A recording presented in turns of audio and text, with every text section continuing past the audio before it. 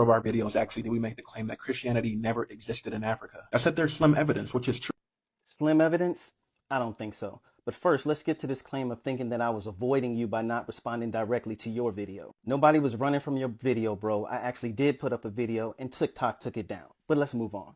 You made the claim in your first video that there was slim evidence of Christianity in West Africa, the places where our ancestors were taken from. And then Jasmine comes back in her videos and says that Christians never cite sources in their videos. So I took the opportunity to respond to both of you. You have a degree. I have a degree. Everybody doesn't know what we know. And there were thousands of people in the comments that had no idea about the presence of Christianity anywhere in Africa. So as opposed to fast forwarding and getting all the way to West Africa and getting into the 1600s where the transatlantic slave trade started, I took the opportunity to educate our people and anybody else who would listen about how Christianity was in Africa and about all of the influence that Africa had on the spread of Christianity in general.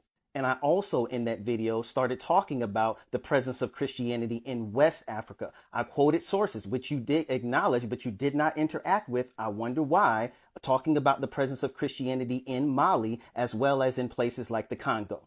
So in this first of a series of videos, I'm going to demonstrate that there was more than slim evidence, but there's actually quite a bit of evidence that demonstrates that there were Christians in West Africa in the areas that our ancestors were taken from. Let's go. Well, first, let's talk about the Congo. Right here in this source, it says King Nzinga of Nkuwo of Congo was baptized in 1491. And there, after that, his son established the church in the kingdom and created an educational network that trained the local nobility of Christian religious concepts, financing its operations and keeping it firmly under his control.